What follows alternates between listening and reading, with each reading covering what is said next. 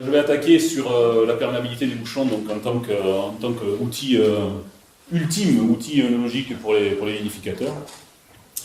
Mais on va commencer par la justification de ces journées. Pourquoi on a vraiment envie de parler de l'oxygène, de la gestion de l'oxygène dans la filière. C'est pas juste pour se faire plaisir et dire « Ah, c'est super, il y a une nouvelle marotte technique, on va trouver des nouveaux trucs à faire. » Non, c'est pas ça, c'est qu'il y a un vrai problème. Et quand on regarde sur les résultats qui sont moyennés là, sur 5 ans du London International Wine Challenge, qui grosso modo déguste 14 000 bouteilles chaque année. D'accord ? Et il y a les experts qui dégustent ces vins-là, essaient de catégoriser en problèmes, en défauts qu'ils ont pu identifier sur ces vins-là. Bon, il reste 6%, presque 7% de défauts par les pairs, hein, par nos pairs qui testent les vins et qui disent « Hop, il y a quand même un problème ». Je pense qu'il n'y a aucune autre filière qui accepterait ce genre de choses. Alors la magie du vin, c'est bien beau, mais jusqu'à une certaine limite quand même. 7% de défauts. Après, on peut toujours critiquer le fait qu'il y ait des gens qui soient plus tatillons que d'autres, c'est vrai. Mais on reste quand même avec un problème de défauts avérés. Des défauts avérés.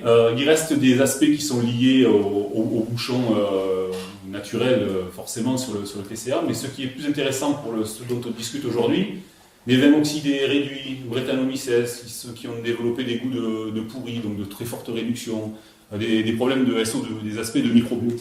Si on les englobe, tout cela, grosso modo, on explique 50% des défauts.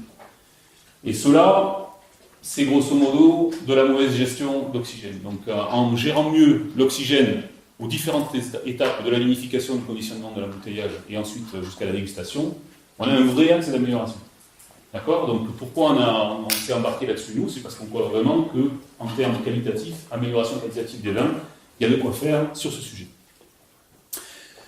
On n'a pas trop parlé de Nomacorp aujourd'hui, donc je vais juste en une slide essayer de vous expliquer pourquoi aussi on a une certaine légitimité par rapport à la maîtrise de l'oxygène. C'est que vous devez savoir que nos produits sont basés sur de la co-exclusion et que grâce à ce procédé de fabrication, on est capable de maîtriser les transferts d'oxygène. Donc grosso modo, nous, si on le simplifiait, nos bouchons peuvent être considérés comme des filtres à oxygène dont on va changer le tamis. D'accord ? Et donc on va laisser passer plus ou moins d'oxygène à travers les mousses. Ce qui est intéressant, on est depuis 1999 sur le marché, on est aujourd'hui en 2013, qui n'est pas sur l'échelle, bien sûr, mais vous voyez que pratiquement c'est un bouchon introduit dans le marché depuis 1999, avec des perméabilités différentes. Et on travaille juste, c'est histoire de l'annoncer, mais pour 2014, il y aura un autre bouchon qui sera un bouchon dit durable. Okay.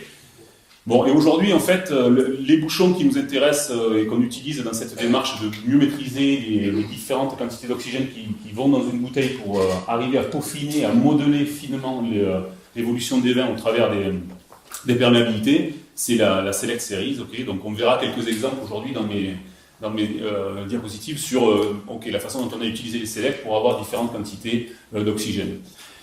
Il faut savoir que depuis 2007, également, on a lancé des programmes de recherche au niveau international avec tous les centres de recherche avec qui on a pu travailler, qui ont un intérêt à mieux comprendre ce qui se passe en termes d'oxygène et de vin.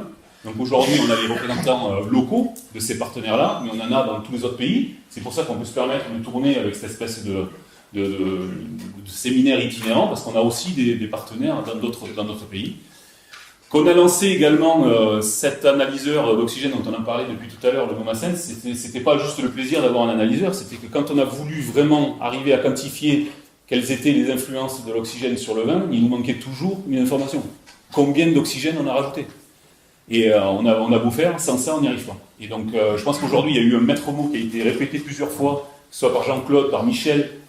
L'oxygène consommé, c'est pas l'oxygène au moment où on le mesure, c'est l'oxygène global, c'est ce qu'on a apporté dans la totalité du process qui fait que le vin il est comme il est au final.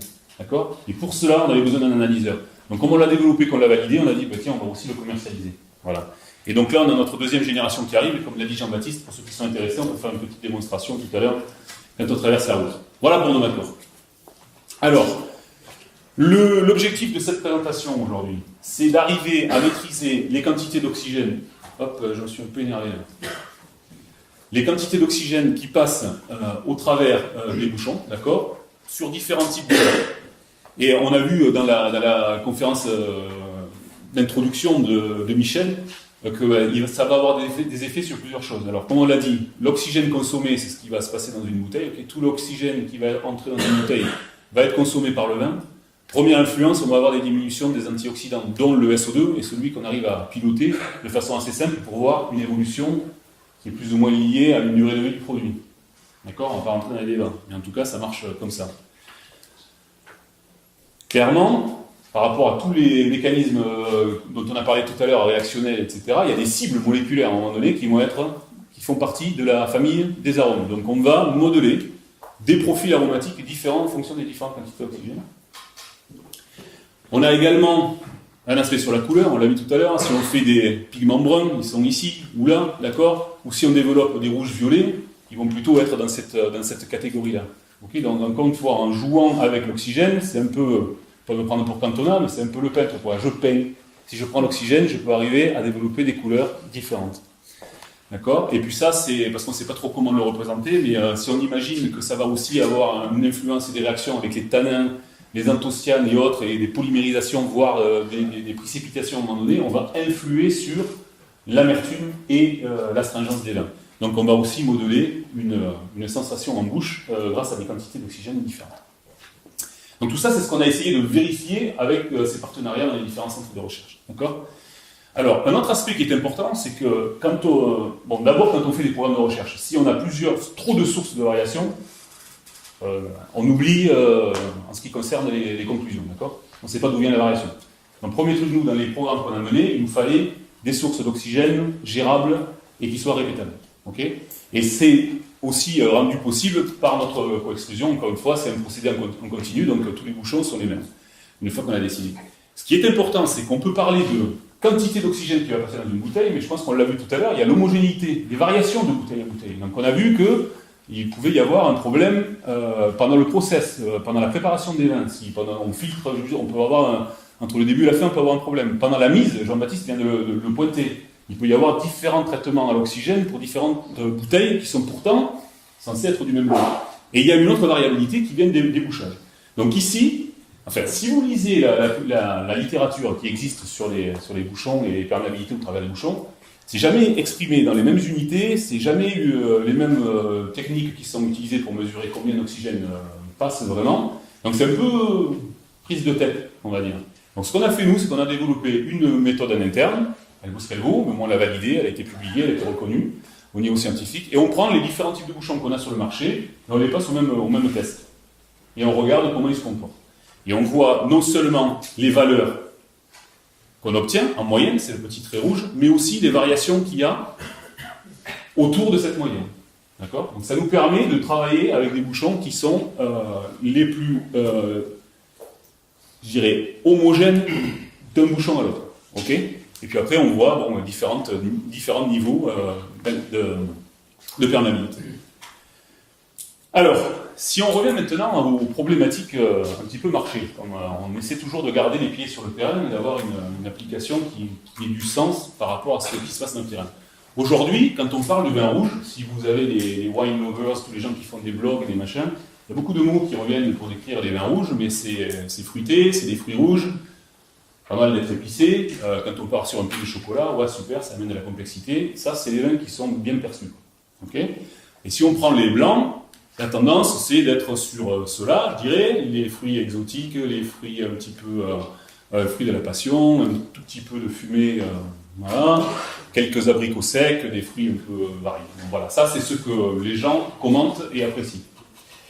On se rend compte que si on joue avec le feu, ou ici avec l'oxygène, ce qu'on peut développer, c'est c'est un petit peu de ces aspects-là, mais on commence à développer des caractères qui ne sont pas forcément très agréables, qui sont un peu trop réduits. Okay, donc si on continue, on se rend compte qu'ici, on a joué juste un tout petit peu avec trop peu d'oxygène. Il nous a manqué un peu d'oxygène pour arriver à laisser le profil aromatique qu'on voulait développer vraiment s'exprimer. Par contre, il existe aussi les cas où, si on veut obtenir ces molécules-là, attention de ne pas jouer non plus trop avec trop d'oxygène, parce que là, on finit par avoir des notes d'évolution claires. Donc tout à l'heure, on l'a vu dans le cas des SO2, peut-être que des vins faibles en SO2 plutôt, la fenêtre de tir est peut-être encore plus restreinte, d'accord ? Si on veut vraiment exprimer les vins tels qu'on les veut dans leur profil aromatique ou de couleur, il faut qu'on fasse attention, il faut peut-être changer l'échelle de place en termes d'oxygène qu'on doit appliquer. Okay, donc cette échelle-là de plus ou de moins d'oxygène, elles s'adaptent en fonction de la typicité des vins. Et c'est ce qu'il faut arriver à maîtriser en fonction de l'expérience des caves, mais également par rapport à un peu de bon sens et quelques fondements techniques. Ok, alors ça, j'ai repris des slides de mon ami Maurizio, qui est italien, donc il voit des spaghettis partout. Ça, c'est le problème, il rêve de spaghettis et de pâtes. Donc, vous connaissez les western spaghettis avec le bon, la brute et le truand. Ok, ouais, on va faire un peu de cinéma. Alors voilà. Pourquoi ça? Parce que finalement, on se rend compte que ces mecs-là, ils ont tous un truc en commun. Ils essaient un peu de magouiller, et au final, il y en a un qui est mieux perçu que d'autres, d'accord? Bon, si on regarde un petit peu ces paramètres ici, d'accord? De fruité, de brûlé fumé, de complexe minéral, de chou, et puis on finit sur du croupi, on se rend compte que finalement, c'est juste une gradation de molécules qui ont des noms barbares, mais ce qui nous intéresse, nous, c'est qu'elles sont toutes là, avec un groupe sulfure ici, ok? Et on se rend compte que finalement, là, c'est toute la même chimie. Donc, par rapport à ce que je disais tout à l'heure, la balance, on va utiliser plus ou moins l'oxygène. En fonction de comment on va utiliser l'oxygène, on va s'arrêter avec les bons ou les mauvais. D'accord? Vous voyez l'analogie avec les spaghettis? Ok, alors, qu'est-ce qui se passe en fait si on parle de réduction? La réduction, c'est un problème qui est avéré. Ça sent le réduit, ça sent, allez, si on le pousse la logique jusqu'au bout, ça sent l'œuf pourri. Ça arrive quand même assez rarement, qu'on ait des vins qui sentent l'œuf pourri.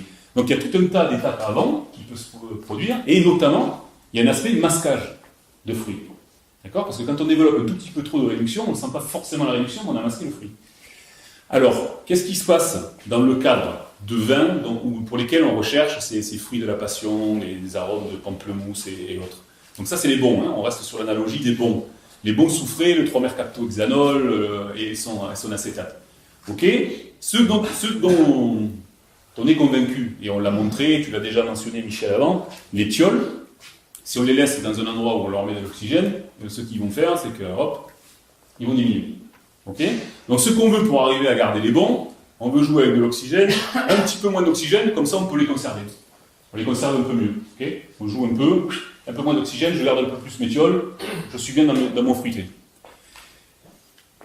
Bon, en même temps, les soufrés complexes, là on a vu ce qui était au milieu de la gamme, ils commencent à se développer, okay? Et puis finalement ils arrivent à porter de la complexité ou de la minéralité. On ne va pas rentrer dans la définition de la minéralité, sinon on va tous se discuter. Je pense qu'il n'y en a pas deux qui sont d'accord dans la salle sur ce qu'est la minéralité, mais bon, en tout cas, on va dire que là-dedans ça vous arrange bien, on pourrait parler de la minéralité dans ces aspects-là. Mais ce qui se passe après, c'est que si vraiment on va trop peu d'oxygène, ce qui va se passer, c'est que les caractères réduits vont, eux, se développer. Et donc, il y a un point où ça croise. D'accord? On est en dessous, on masque, mais il y a un point où on passe le seuil de perception, et là, on devient vraiment perceptible en tant qu'un problème de réduction. Mais en tout cas, le travail de fond qui a été fait sous la courbe, ça a tendance aussi à masquer le fruit. D'accord? Alors, comment ça marche? Un petit peu de chimie, parce que... Ouais, j'ai oublié de dire un truc aussi. C'est que j'avais aussi le plaisir quand même d'être... présentateur en même temps que mon ancien directeur de laboratoire pendant ma thèse, donc ça fait toujours plaisir de dire que ça y est, j'y suis arrivé, j'arrive à faire des confs moi aussi, voilà. Donc je vais faire un peu de chimie, je comprends rien, mais je vais vous le montrer quand même. Alors, comment ça marche dans les bouteilles, comment on arrive à gérer cette balance entre le réduit et le fruité? Ce qu'on a dans une bouteille fermée, et je pense qu'on l'a dit tout à l'heure, comme l'oxygène est consommé au final dans une bouteille, on est dans un milieu qui est réducteur. Quand on est dans un milieu réducteur, ce qui va se passer, tout ce qui veut bien s'exprimer dans la chimie du soufre, ça va s'exprimer. Alors si on prend l'exemple du H2S, celui-là il pue les œufs pourris d'ailleurs. Okay? Donc lui il va avoir tendance à se développer, on le prend comme un exemple de la chose. On commence à ajouter de l'oxygène, donc comme on l'a vu, grâce à l'oxygène qui va rentrer au travers du bouchon, ce qu'on va créer à partir des polyphénols qui sont présents dans ces veines-là, on va créer des quinones. Ces quinones, elles vont avoir tendance à réduire, du moins à emprisonner, piéger ces molécules malodorantes, pour faire simple, d'accord? Donc on va les diminuer. Donc en ouvrant un petit peu le robinet à oxygène, on diminue le potentiel de réduction, d'accord? Bon, si on joue avec des veines qui ont été préparées de façon spécifique, avec plus de glutathion, on parlait tout à l'heure, plus d'ascorbique par la qualité du raisin, mais aussi par des élevages sur lit, des choses comme ça, ok?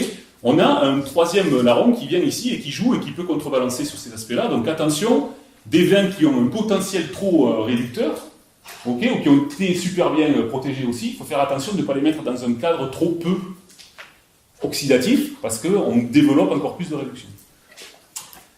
Voilà, comment ça marche au niveau des fruités? Ben alors c'est pareil, le candidat, enfin un des candidats c'est le 3-mercaptohexanol, ok, qu'on voit ici avec les arômes de fruits de la passion. L'oxygène va entrer, les quinones sont créés. Qu'est-ce que ça fait? Ça va les piéger. Mais là le problème c'est que ça les piège et ça ne nous arrange pas, quoi, parce qu'on perd les fruits. Ok? Et donc dans ce cas-là, si on a travaillé nos vins avec un petit peu de glutathion ou autre qui donne un pouvoir réducteur un tout petit peu supérieur, on va en garder un peu plus. Donc on voit bien que la balance elle est entre ce que je veux montrer, exprimer en tant que fruit et éviter d'exprimer en tant que réduction. D'accord? Et donc ce qui est intéressant de voir, c'est que on a réussi sur des sujets particuliers, on va voir quelques exemples, d'accord, avec des matrices de vin bien particulières et avec des quantités d'oxygène au travers des bouchons, à gérer cet équilibre pour que les vins soient comme on les voulait. D'accord? Alors on va prendre, non ça c'est un autre exemple encore, c'est juste pour exprimer d'une autre façon et continuer sur l'analogie avec le bon, la goutte et le truand. Donc quand on regarde le H2S et le 3-mercaptohexanol et qu'on regarde comment si on sait mesurer exactement par rapport à l'oxygène, ils sont en droite ligne. Okay, donc ce qui fait du bien à l'un fait du mal à l'autre. Okay, mais par contre, il y a quelques hors-la-loi. Hein, toujours dans l'analogie du western, il y a quelques hors-la-loi ici, et cela pourquoi? Ben, sûrement parce qu'ils ont été traités de façon super particulière en vinification, et que c'est quelque chose dont on n'avait pas d'infos avant, donc c'est difficile de savoir comment ils vont se comporter. Ok? Alors comment on intègre ces aspects par rapport aux paramètres de vinification? Donc là on prend le cas d'un Sauvignon blanc, donc ça c'est les travaux qui ont été réalisés avec la WRI en Australie, où il y avait un vin qui était fait vinif en réduction, donc c'était élevage sur lit, il y avait des apports supplémentaires de glutathion. Donc ce qu'on voit au départ, c'est que ce vin, il garde beaucoup de thiols fruités. Vous voyez, vous êtes entre 600 et 800 nanogrammes par litre de thiols fruités, donc c'est quelque chose qui exprime un beau fruit. Ce qu'on voit aussi, une fois qu'on est en bouteille, donc là, ici on a combien? On a 6 mois là, 6 mois. Hein, là on est à 6 mois en bouteille, on voit que ce qu'on a fait, c'est qu'on a quand même développé du H2S, de telle sorte qu'on a déjà atteint le seuil de perception de 6 mois. D'accord? Donc on avait bien protégé de l'oxydation pendant la vinif, mais attention, derrière, si on a un bouchon qui est trop serré, on a une augmentation des problèmes de réduction. Et donc il faut, là, viser à avoir une perméabilité un tout petit peu supérieure. Si on part sur un vin qui a été en milieu non réducteur, donc il n'y a pas de précaution particulière autre que la vinification traditionnelle employée sur ces sauvignons blancs, il est moins riche au départ, vous voyez, donc d'entrée de jeu, on en a brûlé un peu plus au départ en vinification. Par contre, ensuite, on se rend compte qu'il est moins sensible à la réduction. Donc ici, avec moins d'oxygène au travers en perméabilité au travers du bouchon, on arrive à garder un équilibre également qui peut être intéressant. D'accord? Donc le choix de la perméabilité doit bien s'intégrer par rapport à des choix de vinification. Et là, à partir de là, on a une vraie possibilité d'utiliser les bouchages comme un outil œnologique. D'accord? Autre point qui est intéressant de montrer, c'est sur les rosés. Donc ça, c'est un travail qui a été fait avec l'IFV de Villeauban, sur le centre des rosés. Donc là, on a pris plusieurs matrices. Donc le premier, c'est un Mourvèdre. Donc là, vous voyez, on est 5 mois en bouteille. Vous voyez, le TPO est de 1,5, donc on est dans le vert, on va dire, par rapport à ce qu'a annoncé Jacques. Et le SO2 libre à l'embouteillage est de 15 mg par litre. Donc c'est déjà des vins qui sont avec faible SO2 à la mise. D'accord? Et on a utilisé donc les deux perméabilités de la gamme Select 100 qui amène le moins d'oxygène et 300 qui en amène un peu plus. Et donc là on voit en fait ce qui se passe, c'est qu'avec le Select 100 qui est le plus fermé, c'est vrai qu'on a exprimé plus de fruits exotiques, que l'intensité aromatique est plus élevée.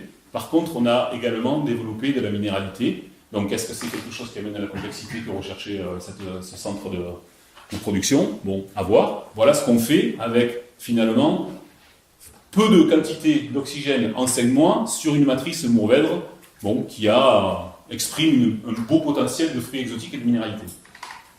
Si on va par contre sur du Cinsault, donc là c'est les mêmes vinifs, hein, c'est les mêmes types de vinifs, mais on va juste changer le raisin cette fois, d'accord? Le Cinsault après 5 mois, SO2 libre 15 mg de nouveau, le TPO est à 1,5, on est pareil, et lui s'est mangé un peu le graphe. Ce qu'on voit ici, c'est que par contre, avec le Select 100, ce qu'on a développé, c'est du réduit, et significativement reconnu par les dégustateurs, et du végétal, et de l'empyromatique. Donc du côté fumé, brûlé qu'on a vu tout à l'heure. Donc ici, sur ce cépage qui a tendance à être un peu réducteur par lui-même, pour arriver à développer du fruit rouge et du fruit exotique et rester sur un beau côté fruité, il vaut mieux travailler avec un Select 300 avec une perméabilité un tout peu plus élevée qu'avec le Select 100 qui est reconnu comme étant trop fermé par les dégustateurs. On ne parle pas de quantités d'oxygène qui sont monstrueuses entre les deux. D'accord? Ici, on parle en 6 mois, grosso modo, de 1 mg d'oxygène amené au travers des bouchons. En 6 mois. Et on crée ces différences au niveau des profils. Vous l'avez vu sur le blanc, vous voyez sur les rosés. On a d'autres exemples, ça prend un tout petit peu plus de temps sur les rouges, mais on arrive à voir ces différences également. Ok, donc justement, quand on parle du caractère fruité des vins rouges, donc ça c'est un autre travail qu'on a mené avec l'INRA de Montpellier. Donc ça c'est sur du grenache cette fois. Donc là vous voyez, on est à l'embouteillage, l'intensité du fruit, tous les vins étaient les mêmes, d'accord? Puisqu'après on a juste fait varier les 4 apports de bouchons au niveau de... Enfin les 4 perméabilités des bouchages sur lesquels on a... Et on a vérifié à 5 mois et à 10 mois. Donc si on était en demi-bouteille aussi, pour essayer d'accélérer un petit peu les différences. Et en fait, ce qu'on a vu ici, c'est que la meilleure expression d'intensité fruitée, elle vient avec les perméabilités qui sont relativement les plus ouvertes. Donc attention aussi à une autre démarche qui a un peu tendance à s'installer, qui est toujours la perméabilité la plus faible, le meilleur. Attention, c'est pas forcément le cas, et c'est assez bien avéré, notamment quand soit des vinifications, soit des cépages, et d'autant plus les deux combinés, sont menés de façon très réductrice. D'accord? Donc à maîtriser de façon intégrée par rapport à la vinification. Alors ici, une autre collaboration avec, cette fois la WRI encore, nos amis australiens, sur de la Syrah.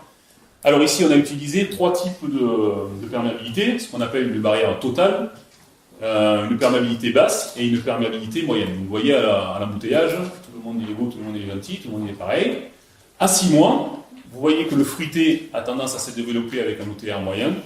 Le réduit, finalement, s'exprime moins quand on a une perméabilité plus élevée.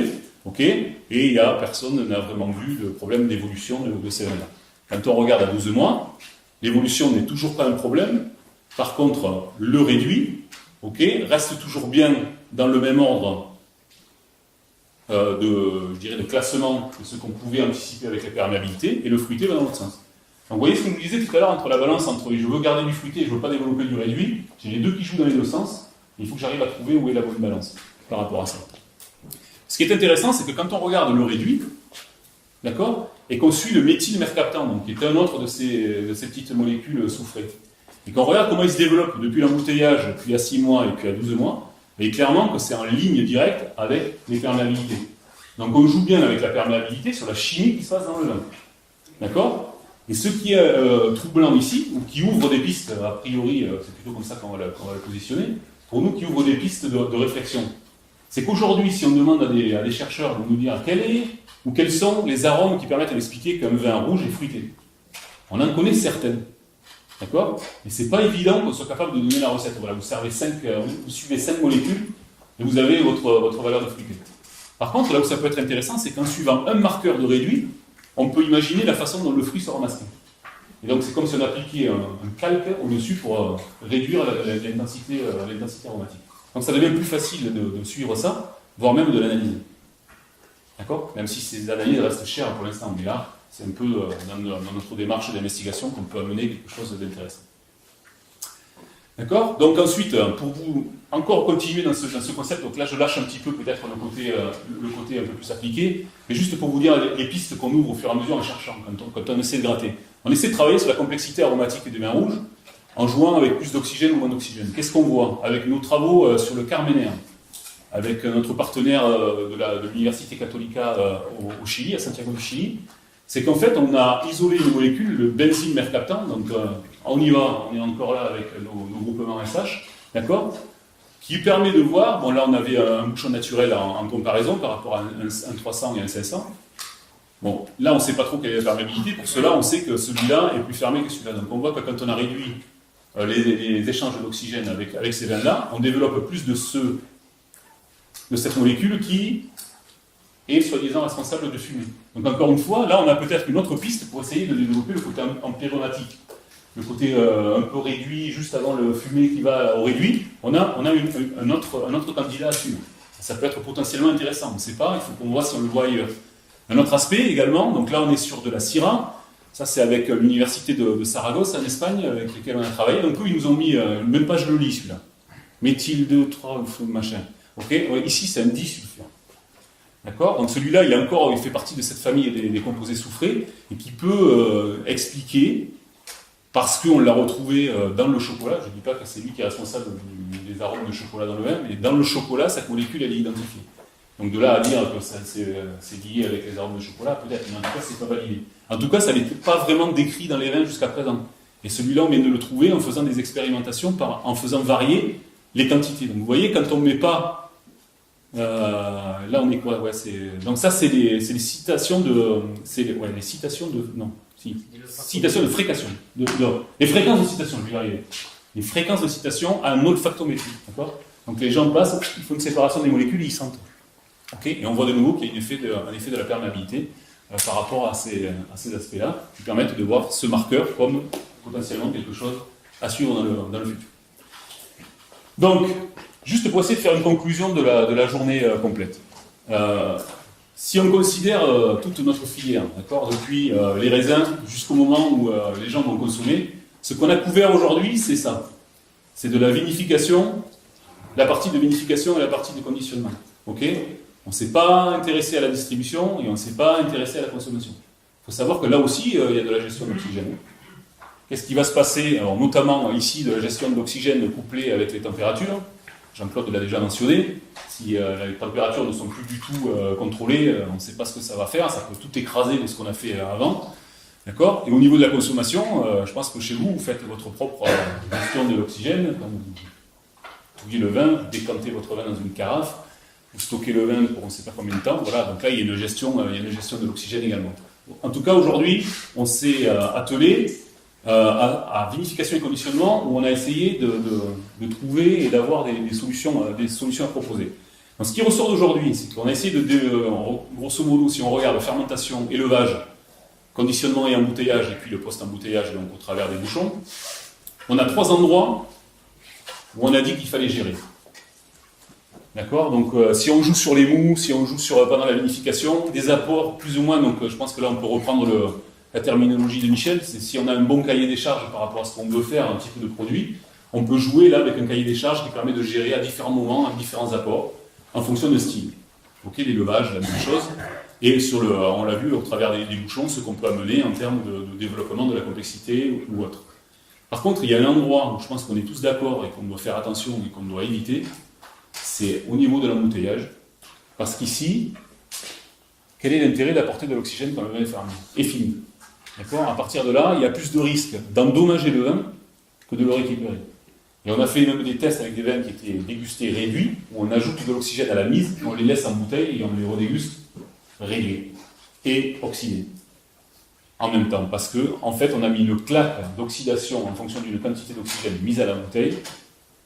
Okay. Mais après, par contre, on est en condition réductrice de nouveau. S'il a le potentiel et qu'il a développé ce potentiel-là pendant les étapes précédentes, il réexprime cette tendance de réductrice. D'accord? Donc, ce n'est pas une solution. Pour l'instant, on n'a pas un seul élément qui nous dit mettez de l'oxygène à la mise, ça va vous aider à sauver un problème.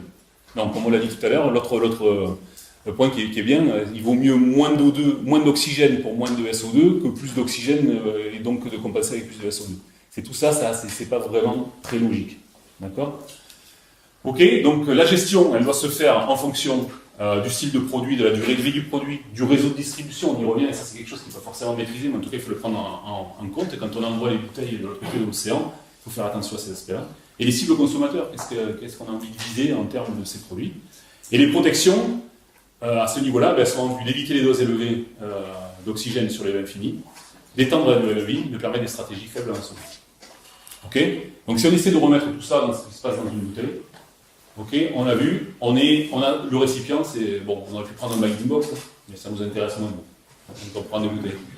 Alors, les sources d'oxygène, on a le dissous, dont on a dit que ok, c'est bien de le mesurer, parce qu'il y a quelques années de ça, personne ne le mesurait. Mais c'est pas parce qu'on mesure le dissous qu'on va comprendre ce qui se passe dans une bouteille. Le dissous n'est que la partie immergée de l'iceberg. Parce qu'il y a un petit espace ici, qui par contre peut être fortement enrichi en oxygène lors de la mise en bouteille. Donc l'espace de tête, attention. Et troisième quantité, c'est les perméabilités au travers des bouchons. D'accord? Donc à partir de là, si on prend la somme de ces deux-là, okay, le TPO dont on a parlé plusieurs fois, Le TPO doit être maîtrisé, sinon les effets des embouteillages, des bouchons, c'est vachement plus difficile à voir aussi. D'accord ? Et de toute façon, si le TPO n'est pas maîtrisé, on l'a vu tout à l'heure par exemple sur une application bien particulière des vins à faible SO2, au bout de 3 mois, c'était 3 mois ou 4 mois, le graphe que tu as montré, Jean-Baptiste, 4 mois juste du fait du TPO, le vin développait de l'oxydation, alors que quand il avait été protégé de ces apports-là, il ne les montrait pas. D'accord ? Donc ce qui se passe dans une bouteille, c'est que l'oxygène, il est consommé. Donc, si vous ouvrez une bouteille qui a 6 mois, vous n'allez pas mesurer les quantités d'oxygène à l'intérieur. Ça va être des microgrammes par litre. D'accord ? C'est pas pour ça que, par contre, le vin ne continue pas à s'oxyder. Ok ? Donc, ce qui se passe, c'est bien que l'évolution du vin, elle est dépendante de l'oxygène consommé depuis le début. Donc, pendant les vinifications, donc ça, je dirais, c'est la résultante des vinifications, des méthodes de préparation du vin, ce qu'on y rajoute dans l'espace de tête et ce qu'on va continuer à y ajouter au travers de la perméabilité. Alors, un des marqueurs, comme on l'a dit, c'est le SO2. Si l'oxygène réagit, le SO2 va diminuer. D'accord ? Donc on va perdre un potentiel de protection. D'accord ?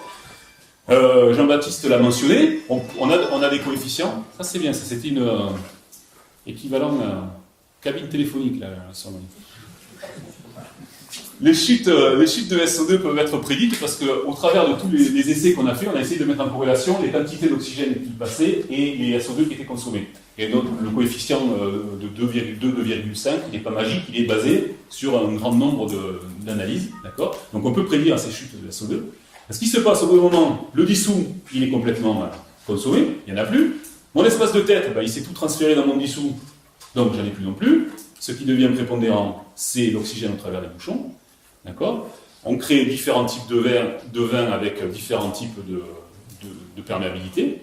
Et ce qui se passe ensuite, c'est qu'on peut arriver dans des situations où la perméabilité continue à envoyer du gaz, si on peut dire, continue à envoyer de l'oxygène, mais jusqu'à un point où le vin finalement n'arrive pas à le consommer.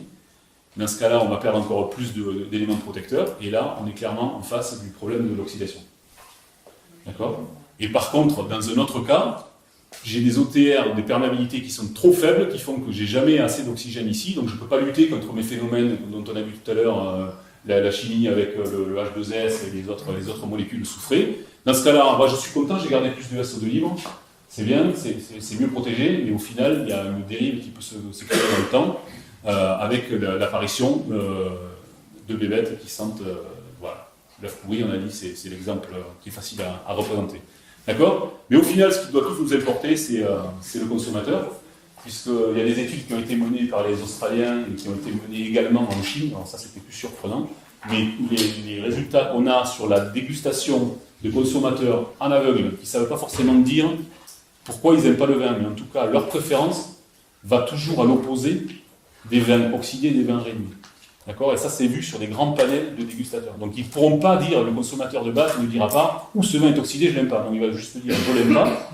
Et les panels, les jurys d'experts ont, eux, déterminé que c'était des vins oxydés ou que c'était des vins réduits. Voilà, donc il faut qu'on reste en phase par rapport à la filière. Et puis, on reboucle et on revient à ma première slide du départ. Qu'on arrive absolument à baisser ces 7% de défauts dans la filière. Et tous ensemble, on peut y arriver. Voilà, merci beaucoup pour votre attention.